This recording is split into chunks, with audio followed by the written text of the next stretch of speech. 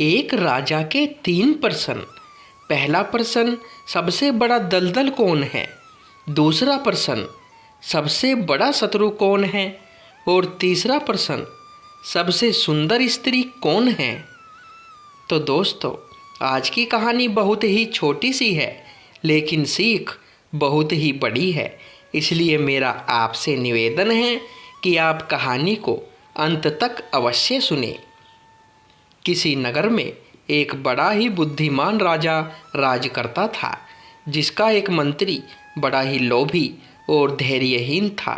राजा ने अपने मंत्री को सही रास्ते पर लाने के लिए उससे 3 प्रश्न पूछे कि मंत्री जी, हम जानना चाहते हैं कि हमारे राज्य में सबसे बड़ा दलदल कहाँ है।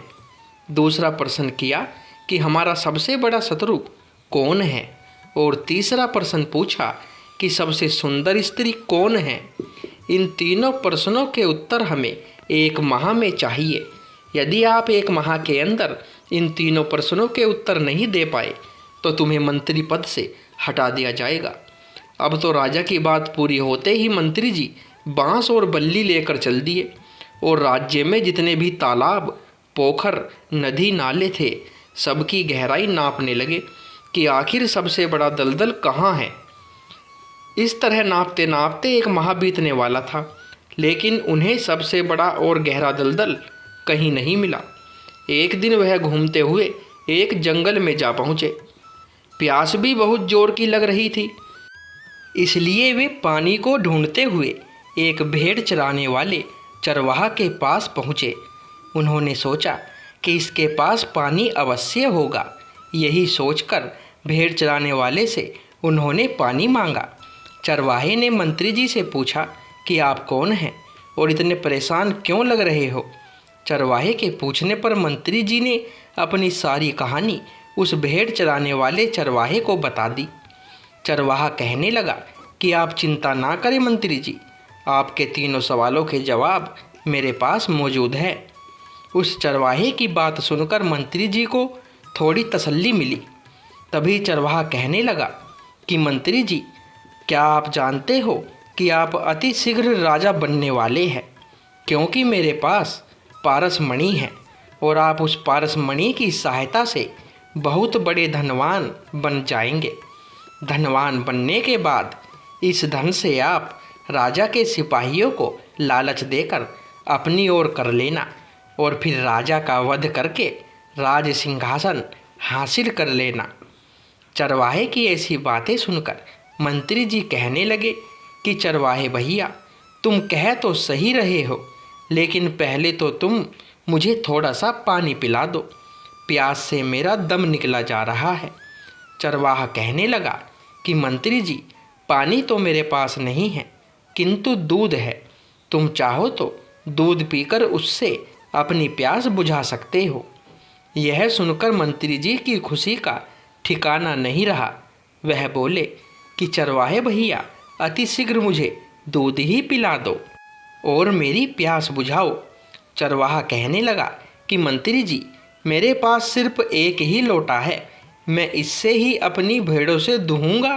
क्योंकि मुझे भी प्यास लग रही है, इसलिए दूध पहले मैं पीऊँगा, इसके बाद बचेगा तो आप भी पी लेना। यह सुनते ही मंत्री जी का खून खोल उठा। वे कहने लगे कि अरे दुष्ट गडरिये, तो मुझे अपना झूठा दूध पिलाना चाहता है। नाराज होकर मंत्री जी वहाँ से आगे के लिए चल दिए। पर थोड़ी दूर आगे जाकर उन्होंने सोचा कि चलो कोई बात नहीं, वैसे भी यहाँ कौन देख रहा है। अगर मैं ऐसे ही चला गया तो पारसमणि मेरे हाथ से निकल जाएगी और मैं यहाँ का राजा नहीं बन पाऊँगा।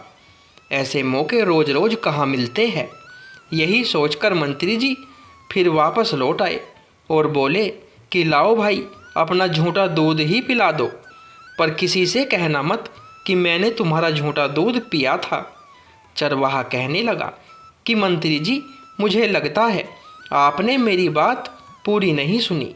मैं यह कहना चाहता था कि मेरे पास जो मेरी भेड़ों की सुरक्षा करने वाला कुत्ता है, मुझे इसकी भी भूख मिटानी पड़ती है, इसलिए दूध पहले मैं पीऊँगा, फिर मेरा कुत्ता पिएगा, उसके बाद बचा हुआ दूध आप पी लेना।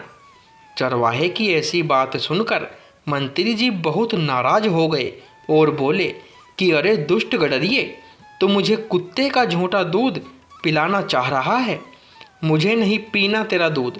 इतना कहकर मंत्री जी आगे के लिए चल दिए। कुछ दूर आगे पहुंचने पर मंत्री जी ने सोचा कि राजा बनने का ऐसा अवसर क्यों गंवा रहा हूँ, कुत्ते का झूठा भी कोई झूठा होता है। यही सोचकर मंत्री जी फिर से वापस लौट आए और बोले, चल भाई, मुझे तेरी यह बात भी मंजूर है। मंत्री जी को दूध पीने के लिए राजी देखकर चरवाहा कहने लगा कि मंत्री जी, शायद आपने मेरी पूरी बात नहीं सुनी। मैंने यह कहा था कि पहले दूध मैं पीऊँगा, उसके बाद मेरा कुत्ता पिएगा, और जो दूध बच जाएगा उसमें भेड़ों का गोबर घोलूँगा और वह आप पी लेना।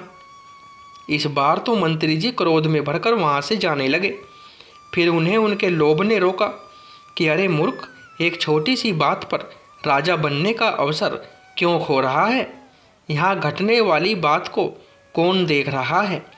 राजा बनते ही सबसे पहले इस गडरिये को मारकर इससे अपना बदला लूँगा, फिर यह भेद कभी भी नहीं खुलेगा। दोस्तों, ऐसा विचार करने के बाद मंत्री जी वापस लौट आए और चरवाहे से बोले, चल भाई, मुझे तेरी यह शर्त भी मंजूर है। अब तो चरवाहे ने बिना विलंब करते हुए दूध को दुहा, फिर पहले स्वयं पिया, फिर अपने कुत्ते को पिलाया और उसके बाद भेड़ का गोबर घोलकर लोटा मंत्री जी को दे दिया। अब मंत्री जी ने लोटा लेकर जैसे ही दूध पीने के लिए अपने मुंह की ओर बढ़ाया, चरवाहे ने लोटे में हाथ मारकर दूध को गिरा दिया। मंत्री जी बोले, क्यों भाई, अब क्या रह गया?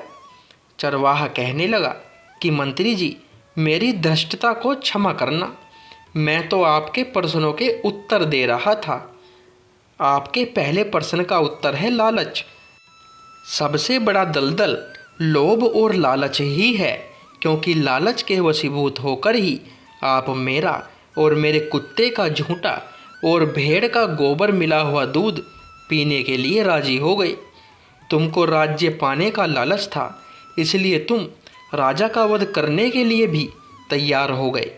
इसलिए राजा के सबसे बड़े शत्रु आप ही हो, जो लालचवश अपने राजा को मारने जा रहे थे।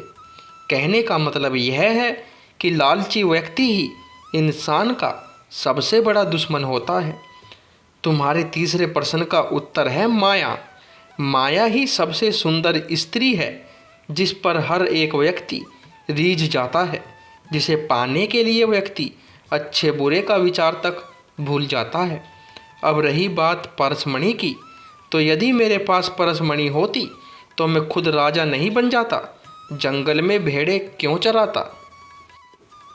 उस चरवाहे की बातों से मंत्री जी बहुत संतुष्ट हुए और उन्होंने आकर राजा को सारे प्रश्नों के जवाब दे दिए।